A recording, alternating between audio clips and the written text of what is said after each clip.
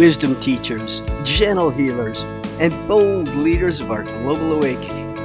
Welcome to the Joshua Jordan Experience. Listen to gather mystical insights for an extraordinary life. You give but little when you give of your possessions. It is when you give of yourself that you truly give. Those words were written by Khalil Gibran. Sadly, this idea of I must give of myself to others can get distorted sometimes, get out of balance, where it becomes kind of unhealthy self sacrifice. We've all met them, the unhappy people pleasers.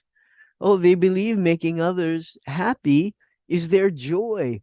They'll tell you that this self sacrifice they're doing serves others, and yet you know they're not happy. Some of them even complain. I give and I give and I give, and I'm not getting much back.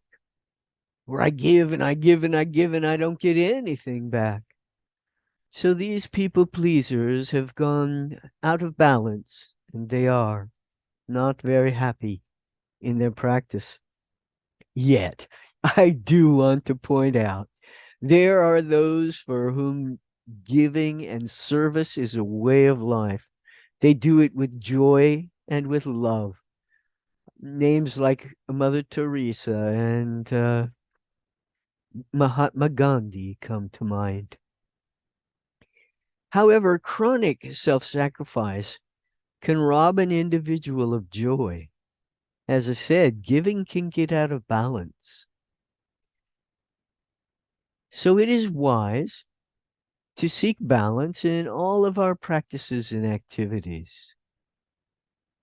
I want you to become conscious of the moments when you are saying yes to someone when your heart is telling you to say no. Sometimes we do need to make self sacrifice. That is life. There are times when we need to rise up, step up, and give, perhaps when we don't feel like it. And yet, the majority of the time, it's important for us to check in with ourselves. You see, sometimes we don't know the hidden motivation, perhaps, behind why we might want to decline a request for service or for help. We have to lean into our instincts. As some people say, trust your gut. Trust that you will know when there is a purpose and a reason for declining a request. I know that as a child, I was taught something called the golden rule, and I'm sure you were taught something like it. It goes like this: do unto others as you would have them do unto you.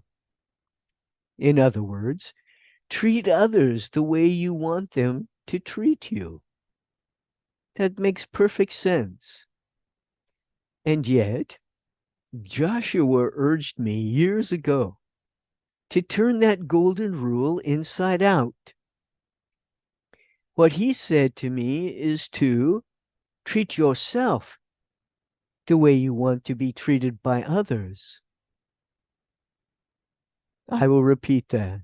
The golden rule inside out is I treat myself the way I want to be treated by others. You see, we are constantly teaching others how to treat us, what's acceptable. And we want to be able to treat others the way we want to be treated as well. However, the golden rule often breaks down in practical application. There are moments when I'm thinking, hey, I'm being respectful and kind to you. Why are you being rude to me? Or I'm being loving and respectful to you. Why are you angry? So the golden rule, as we would like it to exist, often breaks down in application. And we judge others quickly for the way they're treating us. when we don't even stop for a moment to consider when and in what ways did I miss the mark? Because none of us are perfect at this. We're not always treating others the way we want to be treated. And what I want you to become focused on is that we don't hold ourselves or others to impossible expectations. We are human beings living as beings that are human. So we make mistakes, and it is important to become diligent in our development of self awareness. I will repeat that. We must be diligent in the development of self awareness. So when I need to treat myself the way I want others to treat me, my self awareness is crucial. I ask myself, have I been rude to me lately? Do I put myself down or call myself names? In my youth, I was chronic with that. Do I think I'm undeserving and therefore treat myself as lesser than others instead of equal to? Do I punish myself repeatedly for my mistakes? Am I a harsh judge? The way I treat myself is the way I treat other people. And my perfectly functioning mirror called reality always reflects back to me my beliefs, my thoughts, my feelings, and my expectations.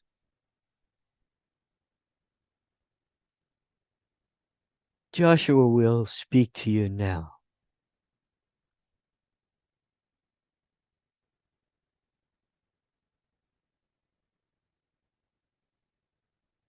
Beloved ones, thank you so much for allowing me to share with you my understanding of the way you operate in the physical world. You see, only what you are filled with do you have to give to others. Therefore, treat yourself the way you want others to treat you. And for what is filling your being, this respect of self, this love, this treating myself as worthy and deserving, all of these energies flow out from you. And only what you are filled with do you have to give to others. So, yes, of course, treat others the way you want to be treated. Remember, there are times when self sacrifice is important, and yet self care is equally important. Equally important. Get in balance and stay in balance with giving with generosity and receiving with grace. For as you give generously from the heart with joy and love, you will receive back to yourself great gifts.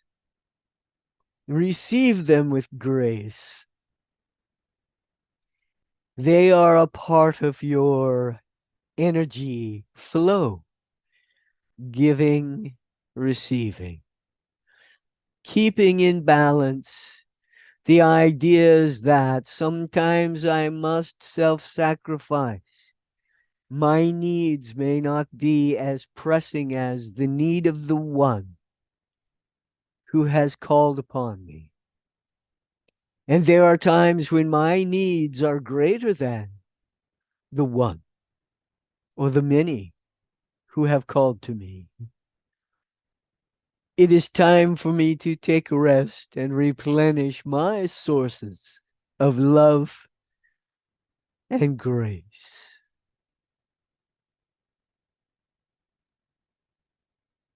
Remember that self-care is so vital because you cannot pour from an empty cup. Do fill yourself. The source of all that is has all the energy that you may need, and all you must do is open yourself to receive it.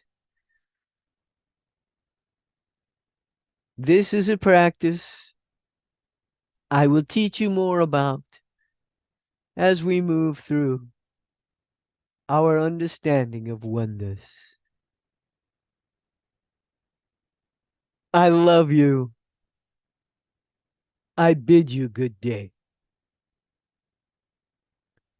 Shania Roman channels Oren. I want to share this quote as I think it summarizes our message today. Oren said, "You do not need to change other people. You can change your reaction to them. When you choose to feel good, you are not dependent on other people acting in a certain way to make you feel good.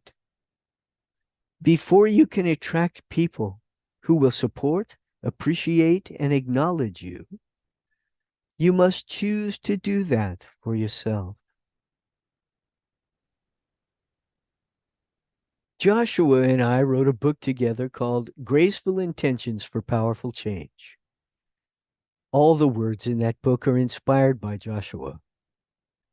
He inspired me to write this. It is called Loving Care Intention.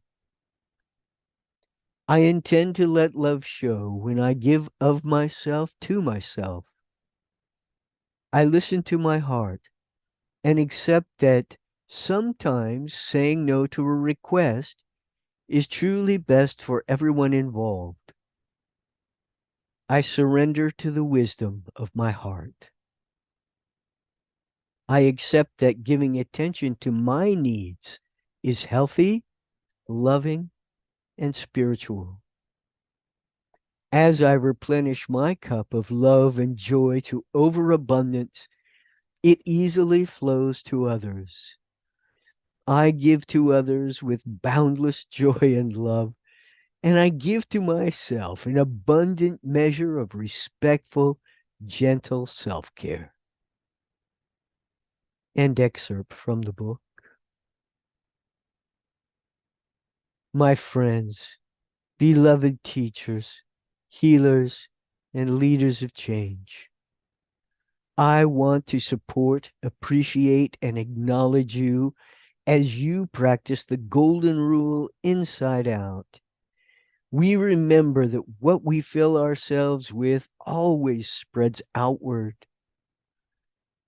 Be loving and kind to yourself and see the light grow. And love shows all around you.